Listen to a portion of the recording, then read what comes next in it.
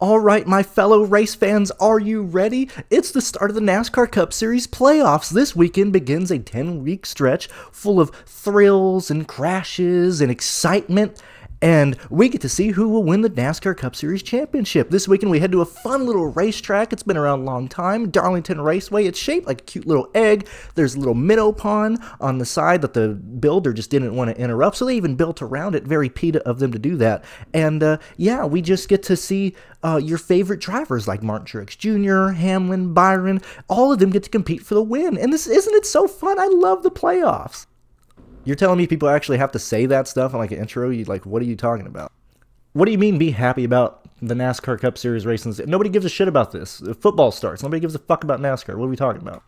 Anyway, when we look at Darlington, back to the good old current form sheet that I just enjoy, you might notice we don't have Michigan on here because Michigan was a bit of a farce. And so for me, yet again, in terms of even how I build, I'm very aggressive in that. I'm very aggressive in the data that I use. Now, you can use Michigan.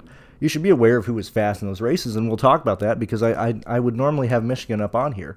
However, I like the more classic intermediate tracks, and just real fast, if you don't remember because it's been a while, Michigan was the track where Truex had the fastest car all day. We had Byron, we had Kyle Busch, we had Bell all wreck out. The only things majorly that I would want to point out to you, because some people get annoyed when I don't have certain things on the screen, is Martin Truex Jr. had the fastest car.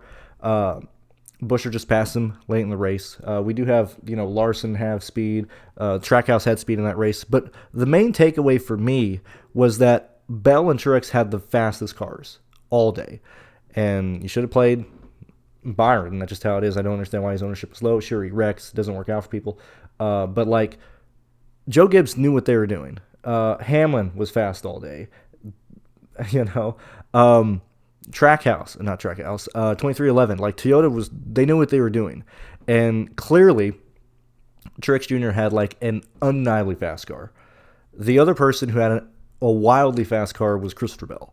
And the fact that he could destroy the car and then they're just replacing, not even replacing, they're repairing it with just regular tape and bare bond on the track. And then Bell is still just driving through the fucking field and getting fast laps. Bell, the 20 car was not legal. 19 car was not legal here at Michigan, okay? We're at the point of the season where they're going to start bringing out all the stops because it's the playoffs.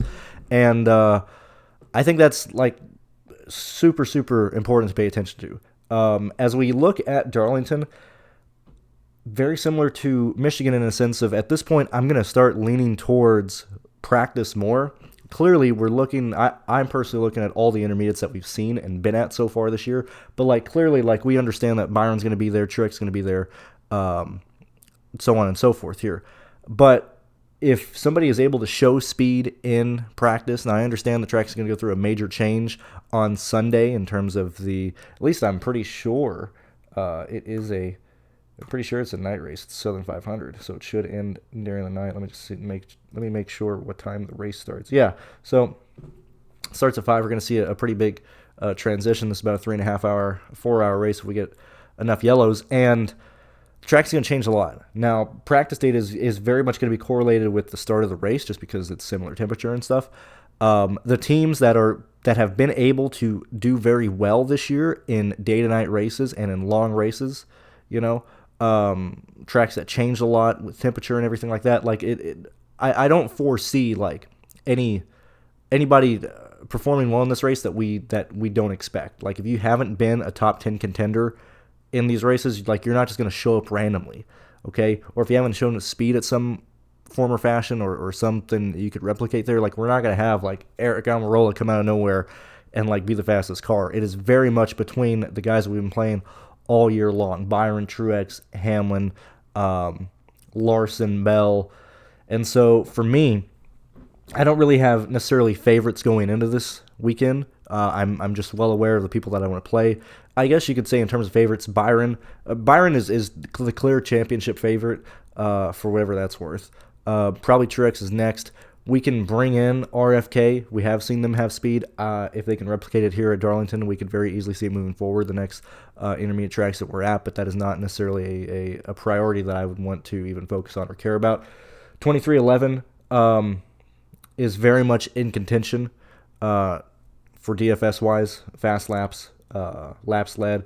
We see that Bubba Wallace is racing for a, I was going to say owner championship. He's in the playoffs this year. And so the only thing there is that for all teams who are competing, like we don't have two Hendrick cars in the championship this year. Bubba made it. So Bubba's getting the priority for 2311. We have Larson and Byron getting the priority for Hendrick, which they already were the two best cars. Okay. And so, yes, when we're looking at bigger teams with multiple entries, if you're in the playoffs, you're getting the most amount of research, you're getting the most effort, the concentration is on that team. Okay, and so, if you got like head-to-head between like Reddick and Bubba Wallace and stuff like that, like Bubba Wallace is clearly the guy that you want to focus on. But like truly entering this weekend, like when we look at the last Darlington race, hey, William Byron was the best car in that race. Well, like William Byron has been pretty much the second best car at every intermediate track. And every track that we've been at, like we're even at road courses the past couple weeks, and we're still playing Byron. Why is Byron 10-2? The fucker should be 11,000. I just don't understand it at all. If his name was White Powell Larson, he would be 11K. This is literally, if he was Harvick from 2020, he'd be 11K. I don't understand why Byron isn't the most expensive. The fact that he isn't the most expensive means that I'm just going to keep playing him each and every week. That's just how it is. Don't mean to be like, I'm riding Byron's dick. No, it's like he's mispriced for the speed that they're coming up with. Truex is next, second most expensive. Okay, whatever. Hamlin is literally in turmoil between what he's doing with Joe Gibbs, what 2311 is doing. There's a lot of pressure on Hamlin, a lot of outside stress. Specifically until that is kind of fixed, I would lean heavily over to Truex over Hamlin. I don't know why Hamlin is the most expensive guy this weekend. I'm going to have probably very little Hamlin, unless in practice we see that Hamlin is like a top 4 guy. Okay, there's a high likelihood that we're going to have all your expensive guys in this race, Hamlin, Truex, Larson, Byron, those 4 guys, they're most likely going to all be top 7 drivers, but we literally have to split hairs here. Because Darlington's a difficult place to pass. You need track position. And you need it early. You need a good pit stall selection. And so, like, Hamlin's a great example. If not even a great pit stall, but he needs a good one, like, right off the bat. We're seeing that, yes, Hamlin has been a contender at all these racetracks this year. But, look, Darlington, he struggled at early in the year. They did not have speed. They didn't have speed in a very long race at Charlotte this year. That's concerning for me. Like I think that's something you have to highlight. Nashville changed throughout the day as well, with the rubber being laid down and constantly put off and stuff. But Dover really didn't go through a huge transition. Pocono didn't really go through a huge transition. You can argue left and right for Kansas and Nashville, but we're seeing that Hamlin, when we split it down, the races that correlate with a day-to-night transition or a huge drastic change between practice and in the race, we're seeing that the 11 car is struggling. So that's like my biggest concern about him. When we look at Larson, we're seeing that like this situation where Larson is going to lead laps in this race. Really outside of Chastain destroying his shit earlier this year, Larson probably would have finished third. I just don't agree with Hamlin being the most expensive guy this weekend. I don't get that. I'm not going to be at least at the moment, I don't plan on playing any Kyle Busch. This is way too wildly inconsistent for me to have like any interest in spending $10K on Kyle Busch this weekend. When we look at previous Darlington races, let me bring this up real fast. I don't remember the last word I said before I paused it. Usually I'm good at continuing the sentence when I pause it. When we look back at let's say last 4 Darlington races, we'll just look at the next gen and stuff. We're seeing that this is a really, really volatile track. Earlier this year, as I said, like Larson most likely finishes top 3. He most likely wins this race, but like Ross Chastain just wrecks him. We literally had your lap leaders at Darlington kill themselves earlier in the year. Okay, last year in the fall race, we literally have 2 guys certainly Kyle Busch contained to be optimal, and Truex run issues and stuff. Harvick, Elliott, all these guys, like we're seeing that Darlington has just been pretty volatile in terms of the amount of DNFs, the amount of like lap leaders being involved in wrecks because these guys are pushing it so hard. This is pretty much the last race, the first race in 2020, to where that just didn't happen. I'm expecting not chaos per se, but we're seeing that a lot of trouble, and just unfortunately tackles Truex quite a lot here. But Truex is going to be fast. That's just what it's going to be. With the guys that are going to be running up top, I'm going to probably spread my ownership out. I'm not entirely sure how many lines I'm going to do this weekend, probably 12 to 15 or so. I'm going to do my best to spread the ownership out between Truex, Larson, and William Byron, and then really try and slam Bell and probably Chastain, possibly Bubba, just at the price range he is at. But there's a real likelihood that the guy who leads the most amount of laps gets fucked on a last race restart. Or tempers over flare, they get in the wall, they get the Darlington stripe, they blow tires, whatever the case may be. They get super loose and crashed out of 2 with the repave that they did there. Darlington's going to be a really, really high variance track. That's why I don't really have a favorite up top of guys I'm going to chase. Clearly, I'd keep mentioning Byron, Truex, and Hamlin, but I just got a high. It always happens, man. All the guys I play at Darlington usually wreck at some form or fashion. So I'm expecting that to happen. I'm expecting at least 8 of my 15 lines or 12 lines to be taken out of the chance even cash with whoever I have as the main lap leader and those being taken out. I don't really necessarily believe, clearly taking a step back, yes, you need to land on the right lap leader. You need to do all that. But in terms of contests, selections, GPPs, I don't think it's decided up top. You either hit the guys who lead laps and don't get taken out, or you just don't. I'm going to focus a lot more in this week on trying to really determine where I want to spend a lot of my money at in the mid-range. And so that's why I'm just kind of not touching on the guys up top. As I said, we're going to have a good idea of who we're playing from qualifying, from practice, and then just very quickly looking at how these guys performed at the races that I'm looking at. But this is the range that I'm really, really paying attention to, and it's specifically the range that I think is a little underpriced on DraftKings. Christopher Bell at $94. I like that play a lot right now. RFK, we'll see what they do in practice. I'm concerned that we're gonna see a little bit more ownership on RFK, just due to recent weeks. Which, why the fuck would we do that? It's road courses, short tracks, and super speedways. It doesn't have anything to do with the intermediates. Why are we really talking about Christopher Buescher and all that stuff? But Christopher Buescher just won the last race. RFK's looking for. I don't give a shit. I'm not dude. It's Hendrick and Joe Gibbs and possibly Trackhouse. Jesus Christ, guys.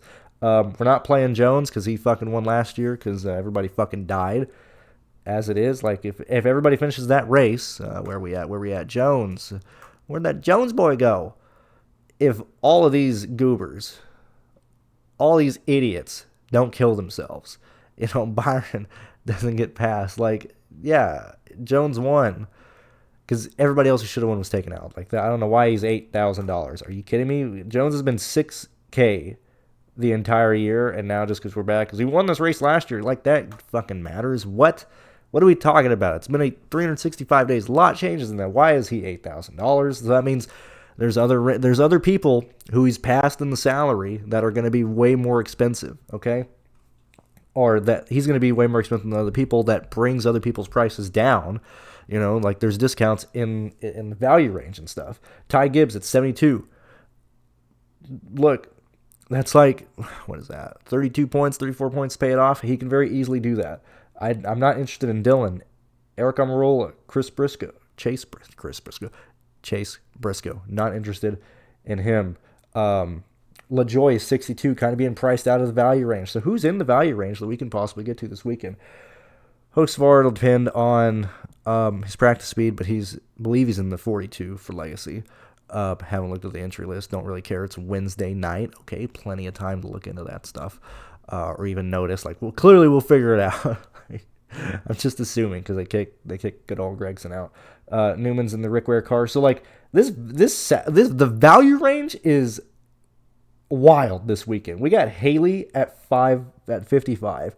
We got Burton at 54, Gillen at 52, and then BJ and Ty Dillon at 49 and 47. So first off, Haley has been phenomenal. Not necessarily kicking ass and stuff, but when we look at his results, based on him being the 6th lowest guy, are you kidding me? I'm getting somebody who's gonna be in between 26th and at least 18th on speed alone, I'm going to be doing Haley left and right. Harrison Burton. It's been like, guys, it's been a long time since we've been an intermediate. Like, what are these prices? Okay, Burton not looking as good, but he's first off, stupid asshole stays out and nearly wins Darlington, which is just a redonkulous move. But mid-20s speed. That's just how it's going to be. Real fast. I should probably check if Gillen is even in the 36. Pretty sure he is.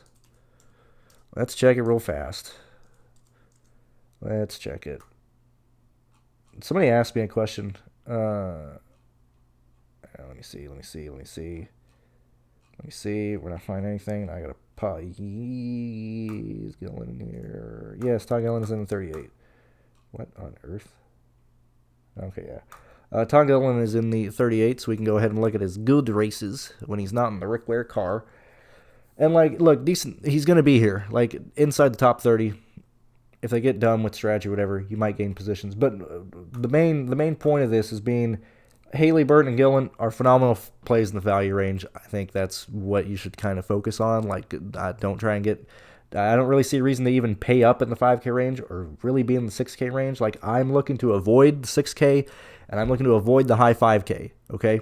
When you do that, you're able to get to a lot more of the 8K guys that you may or may not like, but you may want to get to, like Wallace, Suarez, Bowman. 9K, I think you should try and prioritize Christopher Bell, possibly even Harvick, situations like that. Like, I'd much rather kind of pay up and truly be at the min salary, like the last 6 guys in your lines or last 6 guys in salary. That's what you should be building lineups with. And then you have Dylan and BJ McLeod, good old Darwin McLeod. Okay, when we look at where they're at in speed, and yet again, these are not finishing positions. This is where you are based on your speed, your fast laps. I combine pit road data into this as well, but that is a small percentage. But we're seeing that, look, speed alone, everything, going to be at the bottom of the table. But when you have a race like Darlington, same thing with BJ McLeod, like, you're going to at least have probably on minimum 6 guys not finish the race, if not more. So BJ McLeod starts last. Ty Dillon starts last. Like, got to project him to finish probably 29th, 28th, somewhere around there. You know, you need to, if you want to pay up for guys, I don't hate that plan. Like, I'd honestly much rather play BJ McLeod over, like, fucking Austin Cindric. Like, what the fuck are we even doing? So with that set in mind, probably the real quick summary of people that I truly want to focus on. Clearly, we're focusing on guys up top. Like, I don't need you to tell me that. At the moment, and this is even based on salary, but this is just guys that I like. I'm interested in Christopher Bell a lot. Chastain, we'll see what he has in practice. Reddick, I think they're prioritizing Bubba, but we'll see. But Bubba Wallace at $8,200, I like that. I'm interested in Suarez at 78, Gibbs at 72, and then really just I want to look at the combinations once we have the starting grid of what we can do with the min salary guys. Like, literally the last, like, 6 guys in salary. I think there's a lot of creativity that you can do. And especially we've just seen a lot of wrecks here. We've seen that this is a really, really tough track in terms of guys finishing races. And so that elevates everybody at the bottom. That not necessarily hinders, but opens the door to diversifying up top, like working out. Like, if this race goes green, in a sense of, like, a race that doesn't have a lot of instance, say, like, at Dover, I don't remember what happens at Kansas. I don't remember which one of these, like, we didn't run into, like, a ton of, like, accidents and stuff, but off the top of my head, I can't remember, like, a true wreckfest, other than, like, Darlington getting stupid. But typically, if it's a track at intermediate, I think Kansas went pretty green. If it's a track that usually goes green, it's usually better to have, in my opinion, a smaller pool of drivers up top competing for laps led, okay? Because then you're either going to hit that or you're just not, and wasting lineups trying to cover all the bases is just kind of dumb, because if one guy just runs away, then all those lines are fucked. Whereas Darlington, there's a high likelihood that somebody who leads a lot of laps is not going to finish the race. There's a high likelihood of things getting stupid. There's a high likelihood of several people leading over, like, 35 laps, Plus, you can just scrape off fast laps. Even if you're fast and you can't get up to the leader, if you're still like, if you're not in traffic and you do have the fastest car, you'll be able to click off fast laps. We see that a lot here, specifically when the leader starts running in traffic, because we're going to run lap traffic really fast. The leader is not getting those fast laps. So Dover or Darlington is one of the races that I'm usually more comfortable when I start spraying out ownership up top. And so instead of being like 65, 70% on like drivers, I'll probably try and be like right at 45 and 40% on a lot of people, which probably sounds really weird to some people. Be like, what the fuck is that diversity? 40%. And then there's other people who know me. It's like, wow, that really is diverse. You're usually like 85% on Byron every fucking week. And so that's how I want to approach Darlington this weekend. And yeah, that's about it. Looking forward for NASCAR. Lastly, I know NFL is here. Thank you for those of you that continue to be a part of the Patreon. Maybe you're new to fantasy and stuff, and I don't know why you've gotten to this point if you're brand new. But if you've never given it a try, or you've never really supported me through either a super chat or whatever, maybe consider joining Patreon for the month. Try it out. Maybe this will help you out. Maybe the Discord helps you out. A lot of smart guys in there too, and we just kind of yap and talk and do stuff. If you ever enjoy the content that I make, whether it's just me goofing around iRacing, whether it's me doing this stuff, maybe consider just joining for a month. You can back out. I understand. Look, NFL, like, that's a huge thing. But if you're sticking through me for the month of September, thank you very much. And I will see you guys for one tomorrow for the Xfinity Series video, and then 2 for the live shows this weekend. And see you guys later. Enjoy the rest of your week. See you during the weekend.